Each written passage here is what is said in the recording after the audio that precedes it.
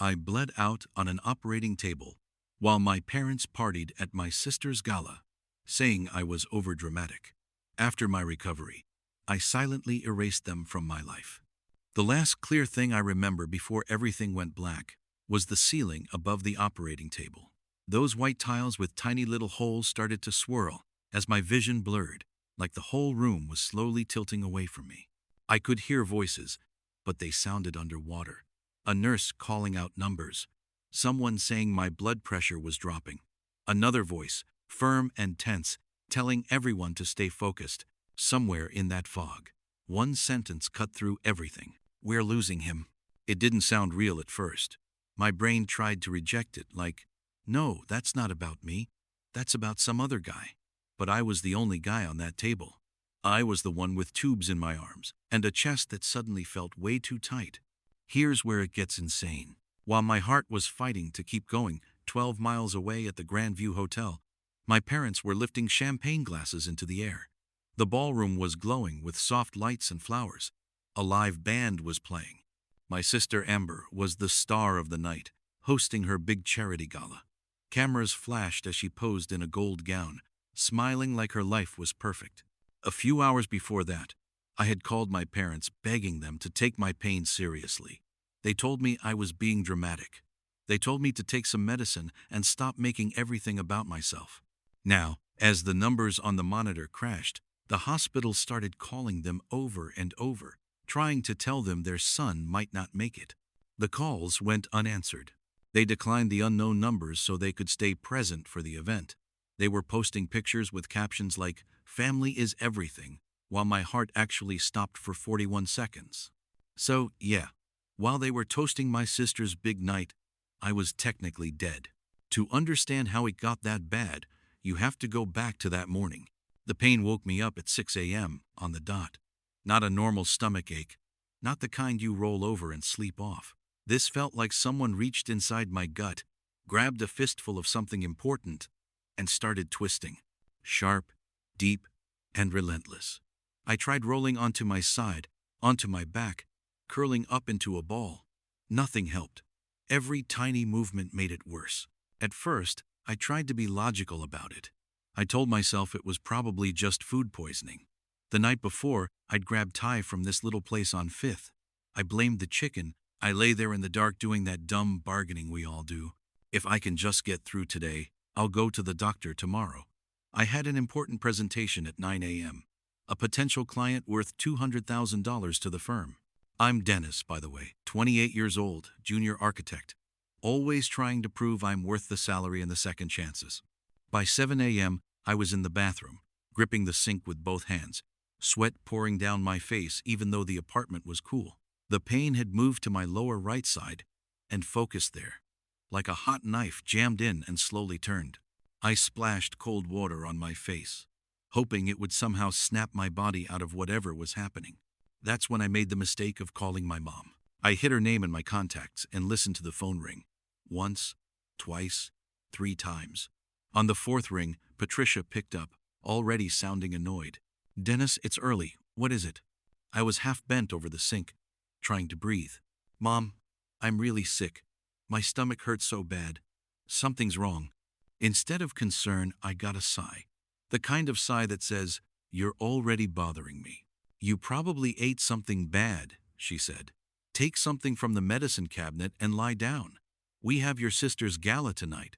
We can't deal with your drama right now." And that was the moment I realized this wasn't just pain. It was the beginning of everything that came next. After that call, I convinced myself I was overreacting. That's kind of my default setting with my family. If they say I'm being dramatic, I start wondering if they're right. So I told myself I just needed to push through it. I got dressed for work in slow motion, every movement sending a sharp bolt of pain through my lower right side. Pulling on my pants felt like someone was tearing something inside me. Bending to tie my shoes made my vision blur. But that presentation was looping in my head. $200,000. New client. Junior architect. Trying to prove he belongs. I kept thinking, if I can just get through the morning, I'll go to urgent care later. By a little after 8, I was in the hallway outside my apartment, trying to make it to the elevator and down to the underground garage where my car was parked. The fluorescent lights overhead felt too bright. My footsteps echoed in a way that made everything feel far away, like I was walking in a tunnel. I didn't get far. About halfway down the hallway, the pain spiked so hard it stole the air out of my lungs. It wasn't just my side anymore.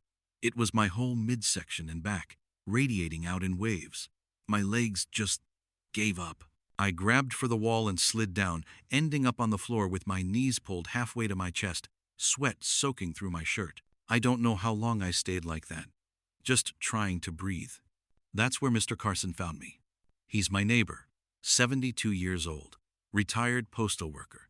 The kind of guy who knows everyone's name and still reads a physical newspaper every morning. He stepped out of his apartment with his keys in one hand and the other hand reaching for his front door, then froze when he saw me on the floor. "Dennis, good Lord, son, what's wrong?" "Can't. Stomach." I could barely get the words out. He didn't waste time. He pulled out his phone and dialed immediately. "Hold on. I'm calling an ambulance. Stay with me, you hear?" The ambulance got there fast. Later, they told me it was about 8 minutes, but in the moment it felt both endless and instant. "1 second, Mr. Carson was kneeling beside me, talking in that steady, calm voice. The next, paramedics were crowding the hallway with a stretcher, a monitor, and a flurry of questions I could barely understand. They lifted me onto the stretcher, strapped me in, and rolled me out of the building. The change from the dim hallway to the daylight outside made my eyes water.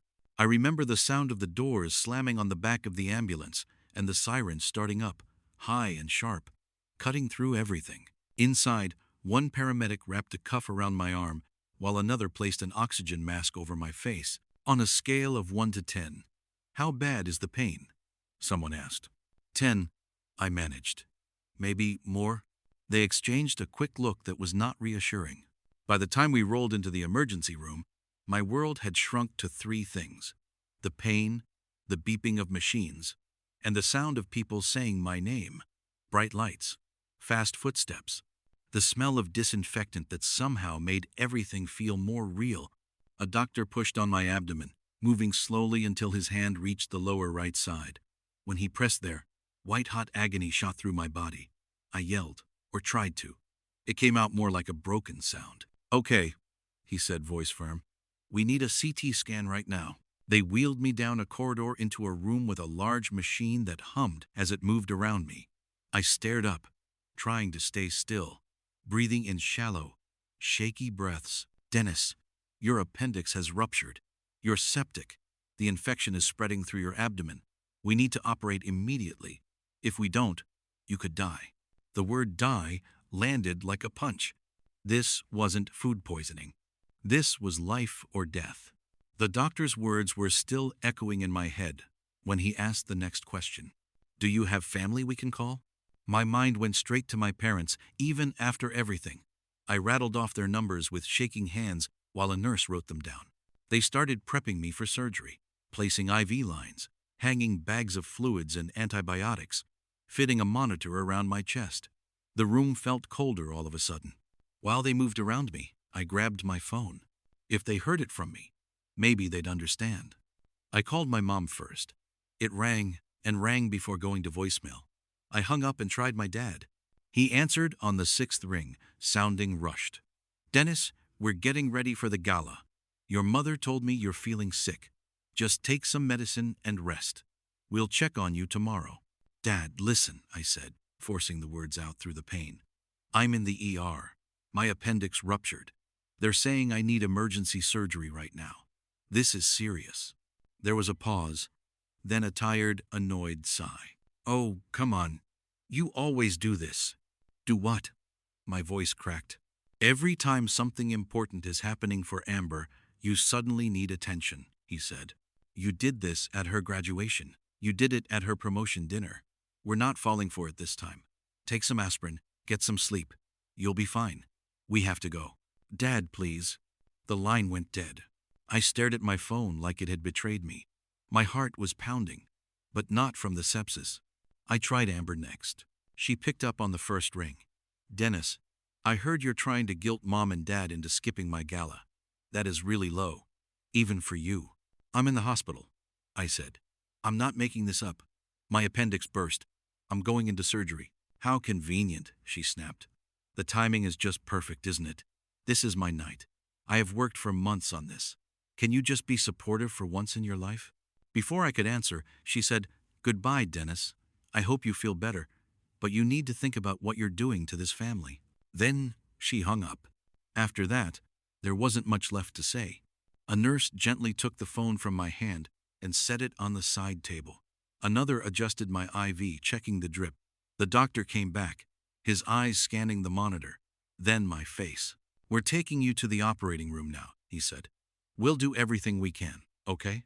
I nodded, or thought I did. The pain was a constant roar. As they wheeled me down the hallway, ceiling lights slid past above me in jerky, bright flashes. I remember thinking, they really think I'm lying. They actually think I made this up. I don't remember the moment they put the anesthesia mask over my face, but I remember the heaviness pulling me under. The world narrowed to the sound of beeping and muffled voices. Then nothing. What happened next is what I was told later. Once they opened me up, it was clear my appendix hadn't just ruptured a few minutes before. It had burst hours earlier, while I was still at home trying to power through like my parents told me. The infection had spread throughout my abdomen. What should have been a fairly routine surgery turned into a full-on fight to keep me alive. While the team in Operating Room 4 was working on me, the hospital tried calling my parents again, and again. Each time, the calls went to voicemail. At the Grandview Hotel, my mom saw an unknown number light up her phone during cocktail hour and declined it, assuming it was me trying something. Back in the OR, my blood pressure crashed. The monitors screamed. Nurses moved faster. The surgeon called for more help, more fluids, more medications. They pushed drugs directly into my veins, trying to pull my body back from the edge of complete shutdown. At 9:47 p.m., my heart stopped. For 41 seconds, I was clinically dead. Chest compressions, emergency meds, a room full of people refusing to give up. At 9:48, my heart started beating again. The next part, I only remember in pieces. It felt like trying to wake up at the bottom of a dark pool. Sounds reached me before sight did. Beeping, low voices, the soft whoosh of a machine. When I finally forced my eyes open, everything was blurry and too bright. There was a tube down my throat. That was the first thing I became fully aware of. I tried to talk and couldn't. Panic flared in my chest. My hands jerked, instinctively reaching up, but they were heavy and weak. Hey, easy, sweetheart. You're okay. A woman's face appeared above me, coming into focus like a picture sharpening. It was Helen, one of the nurses. Kind eyes, tired but warm. She took my hand in both of hers. You made it through surgery, she said, her voice gentle. Don't try to talk with that tube in. Just squeeze my hand if you understand me. I squeezed. Good, she smiled. You gave us quite a scare. But you're here. You're safe. We're taking care of you. I wanted to ask 100 questions. What happened? How bad was it? How long had I been out? But all I could do was lie there, feeling the ache in my abdomen, the weight of the tube, the fog in my head. I turned my head as much as I could, scanning the room. ICU, machines everywhere. IV poles, monitors, wires attached to my chest. A clock on the wall I couldn't quite read. I searched for something else. Someone else. My parents. Amber. Any familiar face. All I saw were nurses and equipment. Helen followed my gaze. Her expression softened, and there was something like pity in her eyes. We've been trying to reach your emergency contacts since before your surgery, she said quietly. We called multiple times. We left messages. No one has responded yet. Tears slid sideways into my hair. I had literally died and come back, and my family still hadn't shown up. Helen squeezed my hand tighter. You're not alone, Dennis. You hear me? We've got you. We're here. By the next morning, they finally got through. I learned later that a patient advocate named Maria took over and kept calling until someone picked up. At around 8 a.m., while my parents were at home having breakfast and reliving Amber's perfect night, Maria reached my mother. They didn't rush to the hospital. They finished what they were doing, arranged their day, and eventually decided they would try to come by. I was drifting in and out when they arrived that afternoon. The breathing tube had been removed by then, which was a small mercy. My throat felt raw, and my voice came out thin, but at least I could speak. I heard the click of heels before I saw them. Patricia stepped into the ICU room first, wearing an expensive outfit more suited for brunch than a hospital. Frank followed, in a pressed shirt and slacks.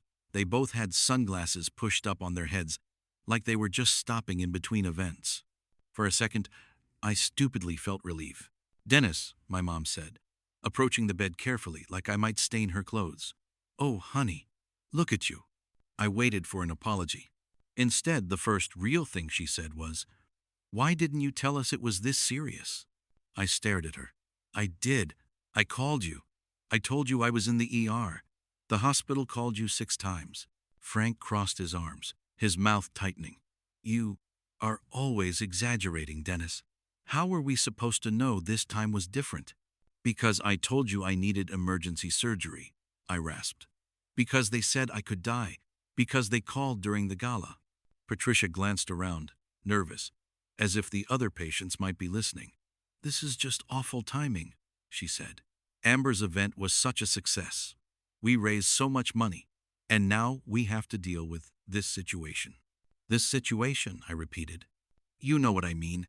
It's very stressful for all of us." "I almost died, Mom," I said. My heart stopped. She waved a hand. "But you didn't. You're fine. The doctors fixed it. That's what matters." They stayed maybe 20 more minutes. Most of that time wasn't spent asking how I felt or what I'd been through. It was complaints about the parking garage, the cost of hospital food, how far they had to walk from the elevator.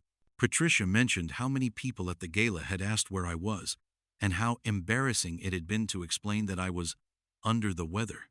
"Do you know how awkward that was?" she said. "Everyone kept asking why you couldn't just push through." Amber was mortified. "More embarrassing than your son dying?" I asked before I could stop myself. Frank's face hardened. "Watch your tone. We are still your parents." "Then act like it," I said quietly. The air in the room changed. Patricia stood up sharply, grabbing her purse. "We don't have to listen to this. We came here out of concern, and you're being hostile and ungrateful." "Ungrateful?" I repeated. I flatlined. "You ignored the calls. We raised you. We gave you everything," she snapped. "And this is how you talk to us?" They headed for the door. Patricia paused with her hand on the handle and turned back one last time. "Your sister is very upset," she said. "She feels like you ruined her weekend. She worked so hard on that gala, and now all anyone wants to talk about is your medical drama." Medical drama. Like my body shutting down was a stunt. They left without saying, "I love you," without saying, "We're sorry," without promising to come back tomorrow. The room went quiet again. At some point, Helen came in and found me staring at the ceiling, tears sliding into my pillow. She sat down carefully on the edge of the bed, breaking whatever rule says nurses shouldn't do that. "Those were your parents?" she asked gently. I nodded. She sighed softly. "Honey, I'm going to tell you something my grandmother told me.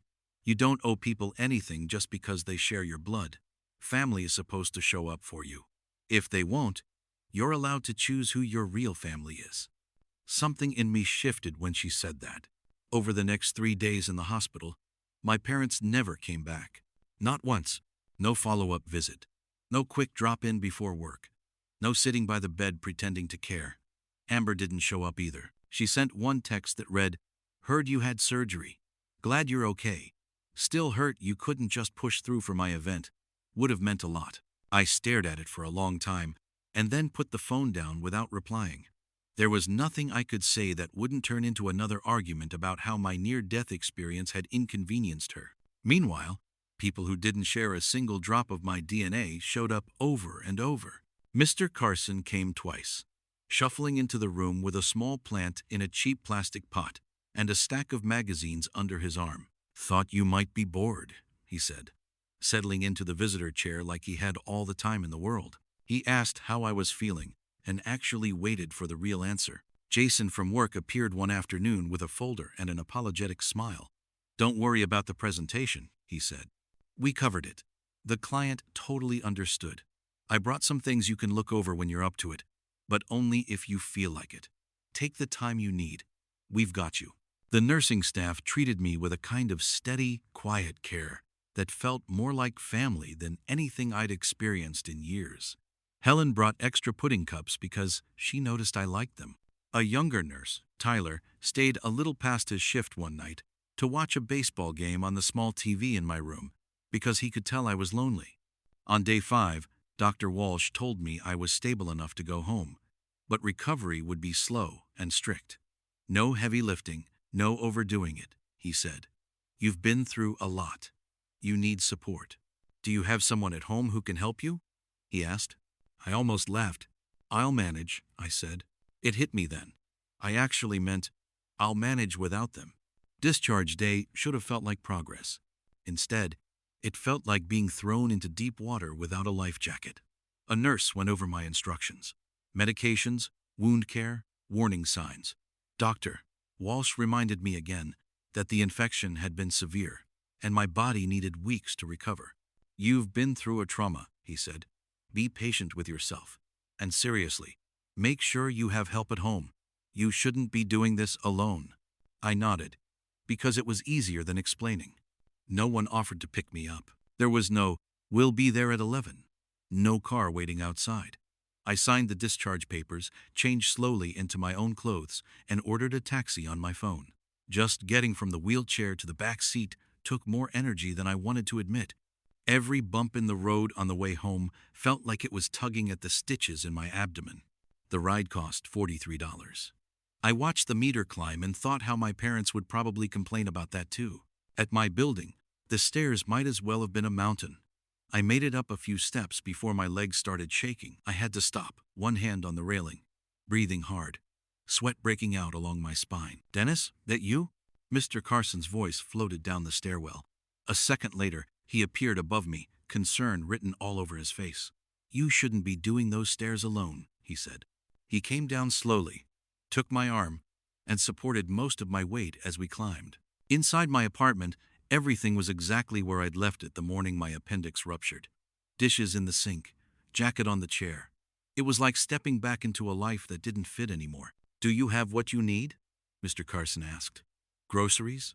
Someone to check on you? I'll figure it out, I said. That night, lying on my back with pain radiating from every movement and my phone stubbornly silent, I made my decision. I was done begging my family to choose me. The first 2 weeks at home were some of the hardest days of my life. The physical pain was one thing, the exhaustion another. Taking a shower felt like running a marathon. Standing long enough to make toast left me trembling. The incisions pulled every time I shifted in bed. Angry red reminders of how close I'd come to not being here at all. But the quiet was the worst. No one called to check in. No one texted to ask how my recovery was going.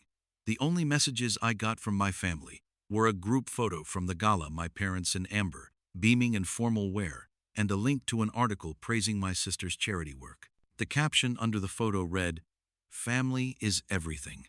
I stared at it for a long time. I thought about who had actually shown up when everything almost ended for me. Mr. Carson, who knocked every day to drop off groceries or help change my bandages, even when I told him he didn't have to. Jason, who kept emailing to remind me not to worry about work and that my job would be there when I was ready. Helen, who called once from the hospital on her break just to see how I was feeling. They didn't share my blood, but they showed up one afternoon, sitting on my couch with a heating pad over my stomach and a notebook in my lap. I wrote down a sentence.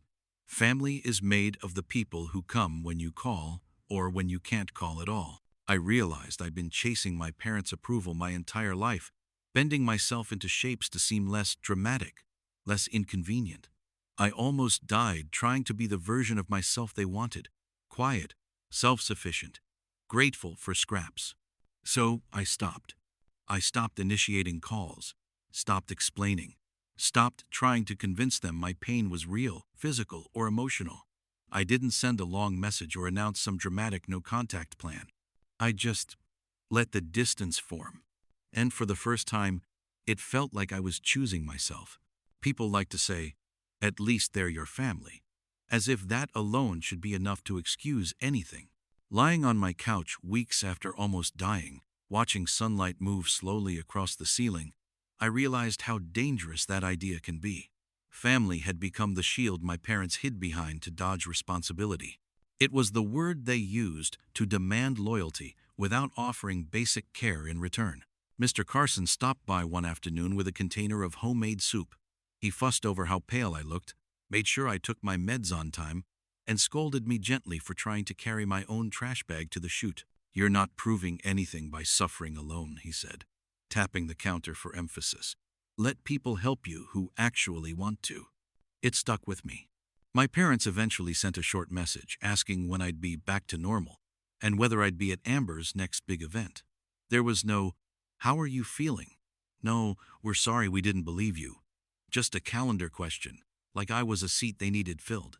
I didn't answer right away. Instead, I cooked the rest of Mr. Carson's soup, watched a game rerun that Tyler had recommended, and replied to an email from Jason checking in on my energy levels before talking about work. Somewhere in all those small, ordinary moments, something became very clear. The night of the gala, my heart stopped beating for 41 seconds, but the version of me that kept chasing my parents' approval, that version flatlined for much longer.